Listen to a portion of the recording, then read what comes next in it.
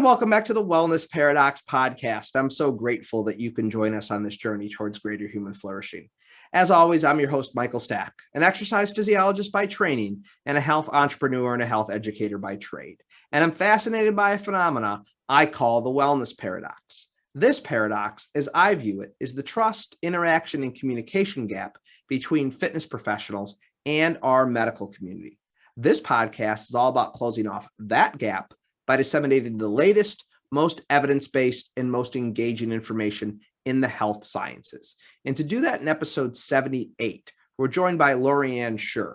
LaurieAnn is a diabetes educator, and this is a conversation I've been wanting to have for a very long time on the wellness paradox, because as we'll touch on in this episode, and as LaurieAnn will note, diabetes is a rapidly progressing condition in our country. It is truly an epidemic or a pandemic by any definition of the word. And fitness professionals can play an incredibly prominent role in helping address the diabetes epidemic, given the fact that exercise and physical activity are such potent tools to help regulate blood sugar levels and help normalize the process of blood sugar regulation. We're going to talk about a number of different things during this podcast, and I think you're going to find it to be a fascinating opportunity for fitness professionals to truly become part of a multidisciplinary healthcare team to help assist individuals dealing with diabetes live a more fulfilled life. Any information we'd like to share with you from today's episode can be found on the show notes page by going to wellnessparadoxpod.com/episode 78. Please enjoy this conversation with LaurieAnn Scher.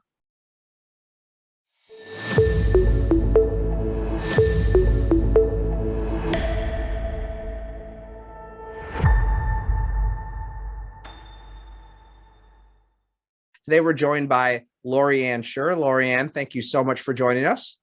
Thank you so much for having me. Yeah, I'm really excited to have this conversation because we're going to talk about a topic in diabetes that is so prevalent and so costly and such a burden on our healthcare system that I really think it's a great opportunity for fitness professionals to become part of that multidisciplinary care team. And we're going to get into all of that. But before we do, why don't we just start with a little bit of your background and provide some context for the discussion? All right. Thank you. So as you mentioned, I am a diabetes care and education specialist, and my background is in nutrition and exercise physiology. And I've been in this field for a while, and watching, as you said, the progression of, of this diabetes epidemic. And I definitely think it's really important to bring the fitness professional into this, and that'll take a little bit of training and tweaking, but I think we're up for it. Yeah, I agree. Tell us about some of the different hats you've worn during your career. That was one of the things that I was struck by when we first talked, is that you've done a lot, from helping individuals to teaching to being in healthcare. Just give us an idea of some of the different things you've done. Yeah. So I like to say I actually started in the garden. So I started as a grad student on a grant from the state of New York. Mm-hmm. And I worked in the garden in New York City in community gardens, teaching kids through trying new foods and singing and dancing and learning about nutrition. Yeah. Then I went on and I did a research project, and I managed the database for a study of children activity and nutrition in New York City, which was looking at the nutrition, the eating habits, and the exercise behaviors of first generation Americans originally from the Dominican Republic. Mm-hmm.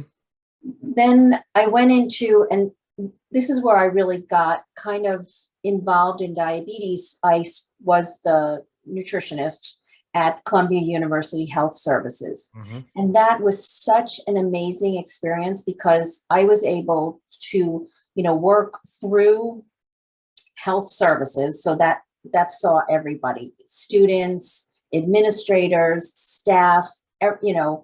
And I started seeing that there were a lot of people on campus with diabetes. And I knew all of them, but they had no idea that any of them existed.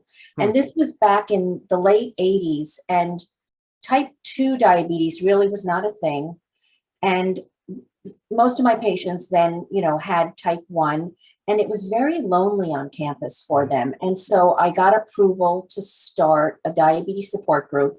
And ever since then, I've really been like so hooked by just sitting and listening to people with diabetes talk about their experience, talk about, how they manage it, and trying to figure out how I fit into their care. Because diabetes is really, 90, I think the number is like 97% of care of diabetes is done by the person outside of the walls of a healthcare provider's office. Yeah. And now as this epidemic of type 2 diabetes is really growing, we see that so much of their care is put on the person. And it's so hard. And some days it just seems like so much to do. And I'm honored actually to really be involved in helping them care for themselves. Yeah, that's great. I think that's such a great coaching lesson for everyone that's listening. I'm sure we'll get into some of the nuance of that later on. I think before we go any further, and I want to get to a little bit more of currently what you're doing right now, because I think it sets up the conversation well. But one thing that occurs to me that we should level set with, just in case everyone who's listening doesn't know this already, can you distinguish between type 1 and type 2 diabetes for everyone who's listening, just so they understand? Yeah, it's kind of sort of complicated, and that's a great place to start. So with type 1 diabetes, which it's the smaller group of people with diabetes. And so those people, their body just gets to a point where it does not make any more insulin, period, end of story. So no more insulin. So they need to take insulin in order for their body to just do what it normally does. It's usually caused by some type of autoimmune, and it's not because they ate too much sugar, and it's not because of anything they did. It's a genetic tendency. Type 2 diabetes is where there's this kind of metabolic dysfunction where the pancreas, which is the organ in the body that does make the insulin, still makes insulin, but it doesn't make enough for the metabolism of the person. And that might be due to the fact that the body can't handle the insulin as well as it does in people without type 2 diabetes. But there is a very large genetic proponent to it. And again, it might be because that person is eating more carbohydrates than their body can handle, but it's not because they're lazy, and it's not because they're out of control. It really is because their genetic body is not built for the food that they're currently consuming because of some type of genetic dysfunction. So there's a lot of shame and blame going on.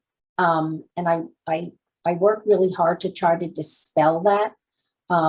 People with type 2 diabetes, as I said, 97% of their care is done by them. And there's a lot of misinformation. There's a lot of people out there who take advantage of people with diabetes with supplements or products or, diets.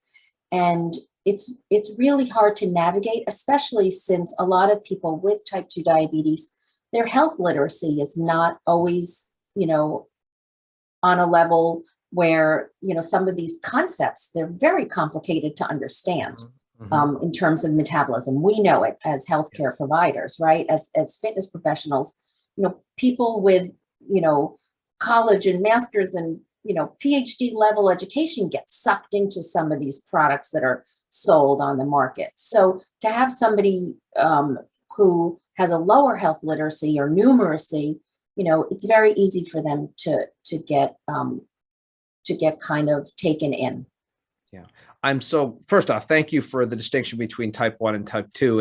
And I'm sure this will come back around later in our discussion, but I'm so glad you brought that up, that this is just not a disease of laziness. This is not just a disease of lack of discipline. There are some very real genetic elements here, and we need to take that into consideration. But before we get into that, I do want to talk a little bit about what you're doing right now with glucosone, just to kind of frame up the transition of this discussion into what fitness professionals can be doing. So talk a little bit about glucosone. Yes. So glucosone it's a really exciting thing. And basically what it does is, one of the ways to manage type 2 diabetes is through the use of physical activity, because physical activity helps your body use the insulin that it does produce. And as I mentioned before, people with type 2 diabetes still produce still produce insulin. Their bodies just can't use it very well. So there are other things going on metabolically, but basically physical activity is a way to help your body manage your type 2 diabetes. If exercise was a pill and we could just give it to people and they could take it, it would change the direction of this global pandemic that we actually have. So what glucosone does is it provides people physical activity that they can do. And it's an app, so you could use it on your phone, or you could use it on your computer or your tablet. And it's physical activity, and it's kind of dished out to you. And it's it's done so that the activities are safe, because depending on the medication that you're on for treating your type 2 diabetes, you have to really watch your blood sugar levels and how exercise impacts those. So I've always loved the benefits of activity. We know activity is great for, there's an article that just came about, preventing dementia. Yeah. It's great for bone density. It's great for metabolism overall. It's great for, mental health. And it's really amazing in terms of helping treat and prevent, and possibly reversing and putting people in remission who actually have type 2 diabetes. The trick is, you have to be physically active. Yeah. You need to be physically active. And as you age, you need to probably increase that physical activity with each decade. Yeah, and we're going to get into that a little bit more with the next question, but you said it. If exercise and physical activity was a pill, it would be the wonder drug of wonder drugs. And the irony that it to a degree is available to everyone, it just doesn't get utilized to a great extent. Yes. So let's dive into this, because I think it's a really good jumping off point from what FitScripts does. Let's talk about the role you feel fitness professionals can play in addressing the needs of the diabetic and the pre-diabetic populations. I mean, clearly this is something that, Glucosone has done algorithmically on some level with their program, but, fitness professionals have a role to play here. How do you view that? Yeah, so I think you actually said it, it is available to everyone, right? Physically, anybody could get up and move their body. They could, if they have stairs in their house, they could use those. But I think the role of the fitness professional really is helping keep people with diabetes safe. As I mentioned, there are medications, and the way the medications interact with blood sugar levels is really, it has to be understood. Some medications are hypoglycemic, and they'll cause your blood sugars to drop really quickly with specific activities. And it's important for the fitness professional to understand that, and to be able to interpret it, and to help people understand, like, if I just did this, why is my blood sugar going up? Wait, and then I did this at a different time, my blood sugar is going down. So that's a really important thing. The other thing is that it is available to everybody. Physical activity is available to everybody. Some people live in areas that maybe are not safe. So maybe doing like a virtual physical activity that they could do in their home, where, walking outside maybe for different groups of the population, and keep making sure that that people who, need the physical activity, which is all of us, have it easily accessible to them. So that's why it's important, like, that we have trainers everywhere. We have them at Wise, we have them at community centers. It would be great if we could have them in doctors' offices. It would just be, Right. it would be amazing. And then it really would be available to everybody. Yeah, you said it. I mean, it sounds like diabetes is a complex condition, and the fitness professionals who are trained in this area can put guardrails around Mhm. what people are doing to make sure they stay safe. Because we all know that even something as good as exercise and physical activity, if done improperly with a medical condition, can turn into a bad thing. So what are some of the best practices? I mean, I know you spend your career as a diabetes educator, and you've probably talked at this at great length. And so in the interest of not talking for 5 hours on all of these things, what are some of the best practices that you could give fitness professionals coming away from this conversation to think about when they're working with somebody who's diabetic? Yeah. So understanding somebody's medications is really important, and understanding how those medications interact with physical activity. If people have diabetes and they're on a continuous glucose monitor, Mhm. which is becoming more common, in the past, it was only that people who were on insulin, which, some people with type 2 diabetes, they get to a point where they need to go on insulin. And it doesn't mean that they failed. They're not a failing person with diabetes. It just means that their body, their pancreas just has given up, and they need to go on insulin. And so being able to understand and be able to read a CGM, a continuous glucose monitor, and understand, like, what do the numbers mean? Is the arrow pointing up? Is the arrow pointing down? Is the arrow sideways? Okay, then how do you work with the activity that they're doing? And right now, it sounds really complicated, but if you sit with somebody and they explain their CGM Mhm. and you understand, and it's not like just because you're, as a fitness professional, are asking the person you're training to show you their CGM, doesn't mean that you're dumb. It Yeah. means that you want to learn. Yep. So if read what you can about continuous glucose monitors, and read what the different arrows going up and going down are. And, there are articles out there. There's a really phenomenal article that came out over the summer about the continuous glucose monitors and what these arrows mean. And so understanding a medication, understanding their CGMs. Oh, time of day. Some people have the morning dawn effect, and their blood sugars go up in the morning. Clearly, that's probably not the safest time for them to be working out, but maybe that's the only time that they can work out. So what are better activities for them to do at that time? And what are activities that they shouldn't be doing? Should they be eating? What medication are they taking? Do they have to eat with their medication? So it's a little bit of a learning, but once you get it, I kind of say it's like the Matrix, like, remember when Neo kind of understood the Matrix and was able to, like, move it? Once you kind of understand, and you ask the person who you're working with, and you speak to diabetes care and education specialists, you kind of get it, and you're like, aha, it's the big aha moment, and you're able to understand. The other thing is that when someone's insulin levels are elevated, Mhm. their bodies cannot access fat for fuel. Mm. It's really hard. It's a protective mechanism for the species. And no matter what we do, you can't really work around it. So if you're working with somebody and they're working out really, really hard, but their insulin levels are elevated, either from medication, insulin that they injected, or because their bodies are trying to deal with the food that they ate, they're not going to be able to access the fat, and they won't be able to lose weight, and they'll become really discouraged.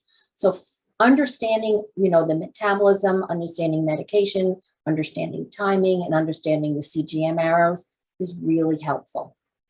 Yeah, and the CGM technology has advanced so much. I mean, even in the past, I feel like 3 or 4 years, let alone in the past, 3 decades, as you've seen it, I'm sure. It's amazing, and it's such a great tool. And I do not have diabetes, and I've had the honor to wear them. And it's amazing what you can see, like, you know, how food reacts to how food influences my blood sugar. And as I get older, I could see that it's not as quite a quick a response as it was probably when I was younger. Yeah.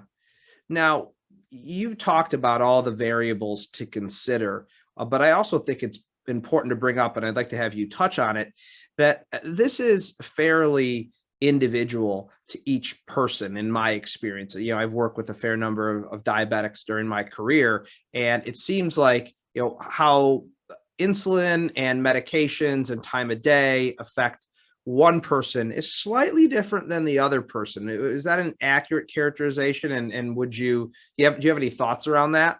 Yeah, there's some, there are some generalizations. Yeah. For instance, many people use the word diabetic.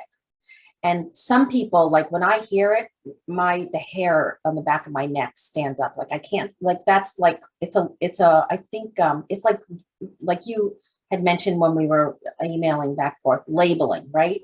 And it's not person first. But there are many people out there who have diabetes who actually refer themselves as diabetic and are perfectly fine with it. Mm-hmm. So I think the trick is, like you said, is to understand the person who's in front of you, who you are working with. And I always say, when you first start working with someone, don't do your hardest workout. Do something so that you can start to get to know them. And if you can, keep records and see how their body's responding.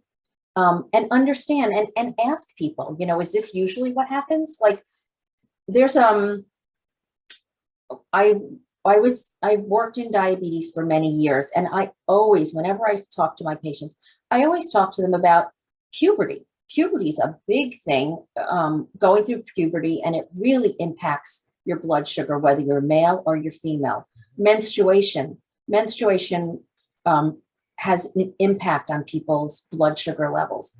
I've always talked about it. I mean, if you ask my kids, I'm sure I embarrassed them all the time when they were younger. But it's just something that, like, it's important to talk about. But a lot of people don't recognize that these things impact. Now, for some people, having your period might cause your blood sugars to go up, but for others, it might cause your blood sugars to go down. So it's, and then menopause. Now we're like looking at menopause and we're saying, okay, you know what? There are changes that impact, women who have diabetes. Let's understand them. And then we all know in terms of blood sugar levels and, and sexuality and the, blood flow in sexuality is incredibly important. And if your blood flow is not great, then yes, you will have issues with your sexuality. So it's important to talk to the person and understand what they're dealing with. And it really is individualized.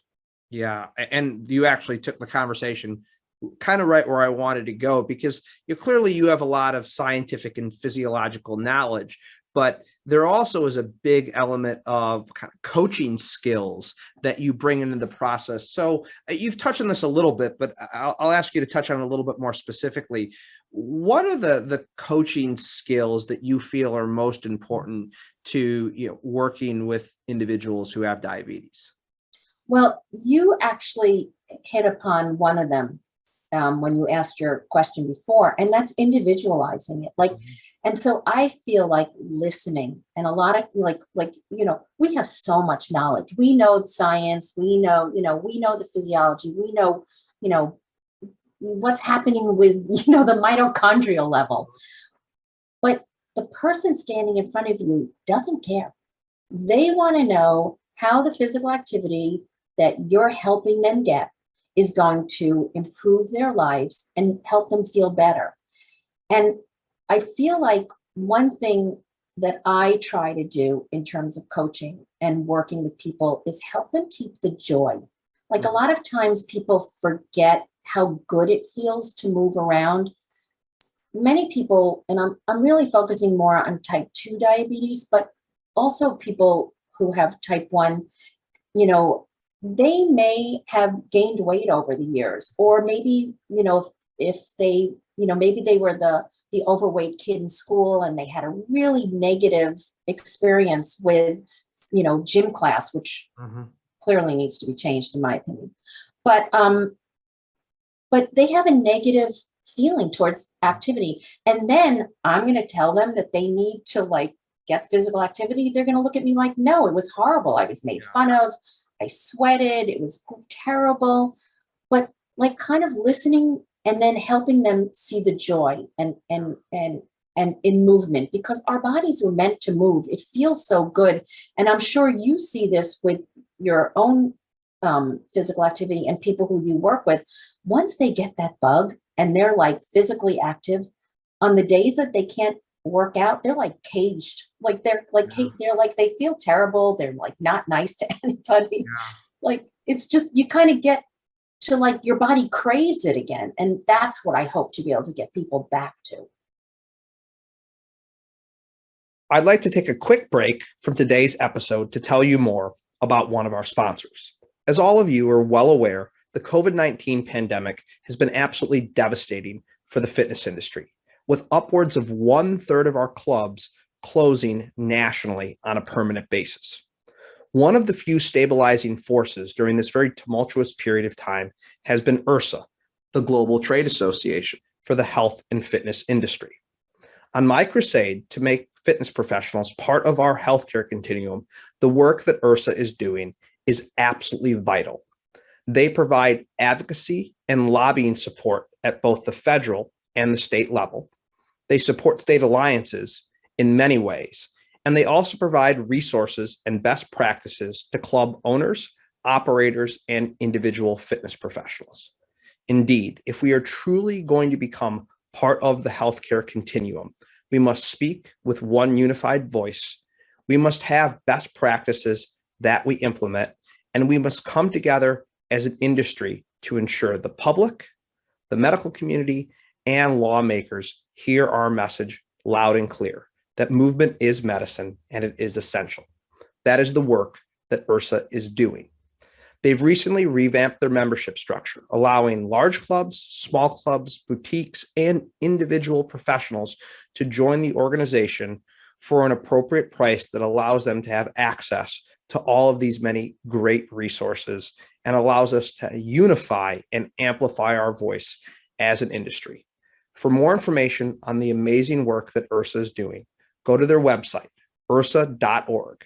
That's IHRSA.org, IHRSA.org, to look in a little bit further into the work IHRSA is doing to unify our industry, to move us closer to being a part of that healthcare continuum. Now back to today's episode. Absolutely. One thing I'm curious about, because we've kind of used the words interchangeably during this conversation, but I mean, there is a distinction technically. I'm wondering if you frame it up like this at all for the patients you work with. We've talked in terms of physical activity. We talked in terms of exercise. There is a difference. Yeah. Do you make that distinction for the patients that you work with, or is that too something that's individualized? Well, when somebody says to me, I park my car far from blah, blah, blah, so I can get, I could walk more. I'm like, great, that's physical activity. Yeah. And I try not to put too much of a fine point on it. Folding your laundry or pushing the shopping cart in a grocery store, that's neither physical activity nor exercise. But people kind of want to, in the beginning, yes, I feel like that's really important to recognize, yes, you park your car far away or you take the stairs and that's awesome. But we do want to get your body moving, to get, muscles working, your heart working. That really is our goal. Mm-hmm. But we'll take baby steps to get you there sometimes. Yeah. Yeah. And I think that's very, very good way to frame it. Kind of along those lines. Do you have any thoughts on the role of aerobic exercise versus, strength training for this population? They certainly both have their benefits, but, how do you view that as a professional working with these individuals? Yes, that's a great question, because that just plays right into how diabetes impacts the body. So a lot of times we'll see that the slow, steady, aerobic physical activity will help somebody when their blood sugars are elevated. Like if they, if they want to go for a walk after a meal, that's great for bringing that postprandial, the after meal blood sugars down, and that's a great thing. And plus, sometimes it really, we do need to increase our aerobic capacity. With that said, there also is a really important place for the strength training, because with larger muscles, you have a greater bank to store that extra glucose. So we do need both.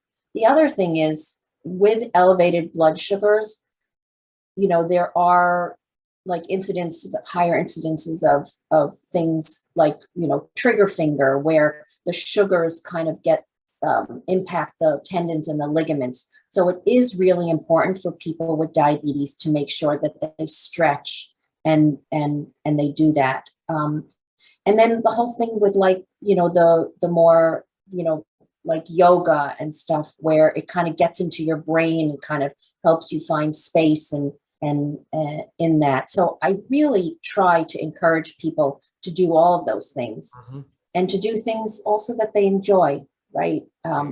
And try not to just focus on the things only that they enjoy, to do the things that kind of gives them that whole, whole body experience. Yeah, thank you. Yeah, and I mean, like anything, comprehensive program is certainly important, but hitting on those specific areas for those specific reasons, I think are great take-home points for our audience. There's so much information to learn on this, LaurieAnn, and I mean, you're certainly a wealth of knowledge, and you obviously haven't acquired this knowledge overnight. But if you were to point fitness professionals one direction or the other to just start to learn about some of these things, do you have a source of information that you think would be helpful? The interesting thing is that there actually really isn't like a one compendium of how physical activity impacts diabetes. There are some great books out there that talk about it, but things are changing pretty quickly. There is an interest group from the American Diabetes Association that exercise physiologists can join. And there's a lot of good information out there. Glucose Zone certainly is a great resource. We have a lot of blogs on our website that kind of break things down that you can print out and share with people who you work with. And reading a lot of that will kind of give you an insight, and also know like what questions to ask and where to look for up some of this. I know there's like exercises medicine. There's some other groups out there, I'm sure. I'm sure, I mean, that actually would be a great question that I would throw back at you. Like, where do you get your information? Thank you for flipping the script on the host of that episode. Yeah, well, the ACSM, the American College of Sport Medicine, which is what houses exercises medicine, they just recently updated their guidelines for exercise and diabetes, and that's something we can link up to on the show notes page. The American Council on Exercise actually has some education resources for fitness professionals working with individuals who have diabetes. So that's something we can link up to on the show notes page.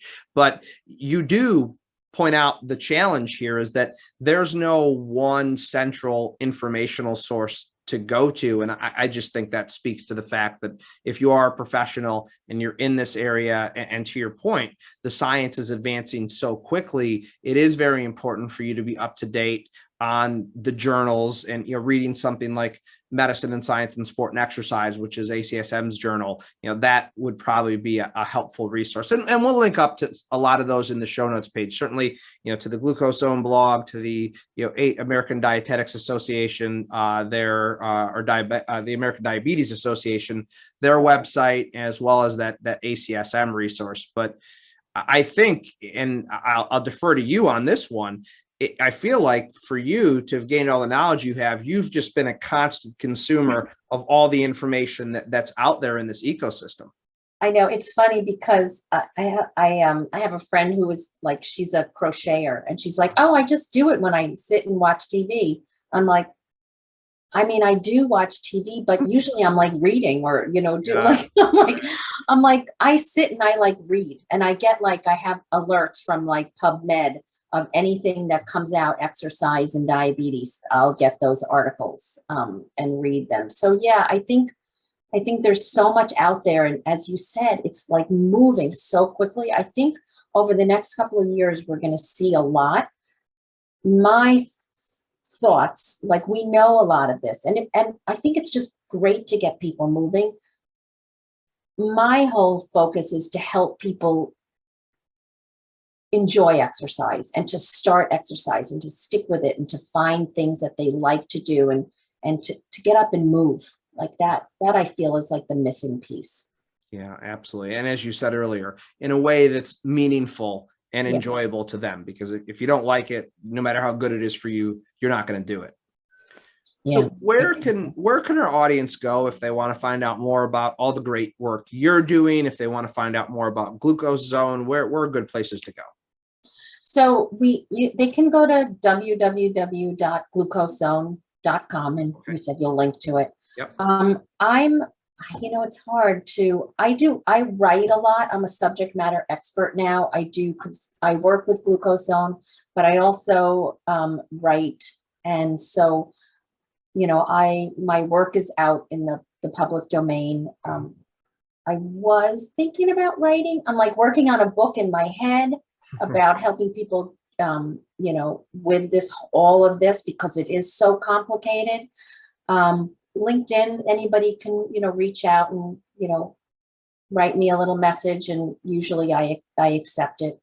And that's how we connected. That's exactly right. Originally, over LinkedIn. So I'll link up to the Glucose Zone. I'll link up to your LinkedIn. And as you said, I mean, you do a lot of content around this, so it's out there in the public domain. So we'll link up to all that. And man, I feel like we could go on for hours and hours and hours on all this because it's so interesting. But this has been a great conversation. And this is something I've really wanted to tackle on the Wellness Paradox for a while, because I think it's such a great opportunity for fitness professionals to be part of that multidisciplinary care team with dietitians and with diabetes educators and with physicians to actually help combat this very, very significant public health issue. I mean, we're using the words, epidemic and pandemic, and those words have taken on a different meaning over the past couple of years. But those words we can use as seriously for something like this as we could for COVID. And as I've said many times, there's no vaccine that's coming to save us from type 2 diabetes. Yeah, you're right. I mean, it's very true. And I think, unfortunately, with COVID, we're seeing the incidence of type 1, and we're not sure about the connection there, but we're seeing it. So there are more people being diagnosed with type 1, and there's far more people being diagnosed with type 2. So I think we really need to continue to talk about it and continue to have these conversations. Yeah, well, what you just said there might be something I have to have you back on the podcast for a year or a year and a half from now when we understand more of the implications. But I do want to get to our last question, and I'm very interested to get your thoughts on this, simply because you kind of have worked in both worlds. You've worked in the exercise world, you've worked in the healthcare world, and this is around the concept of the wellness paradox, which I consider the trust, interaction, and communication gap between fitness professionals and the medical community. If you could give the fitness professionals that are listening one piece of advice to close off that gap, what would that piece of advice be? That's a great question. One piece of advice. I think finding out, who the people you work with, who their physicians are, and just, reaching out to them. The offices are very busy, obviously they have, very little time with it, but just letting them know that somebody who they're one of their patients they're working with, who has, whatever disease state or whatever it is, diabetes we'll talk about, that you're working with them. And just, periodically just reach out and just find out, do you want me to send you information on what they're doing? And especially when you start hearing from them that their A1Cs are going down or their time in range is going up, letting their physician know that you're working with them. And a lot of the good stuff that they're seeing is because of their person who they're treating is getting the needed physical activity, because it is part of that treatment triangle: nutrition, medication, and exercise. It's a three-legged stool.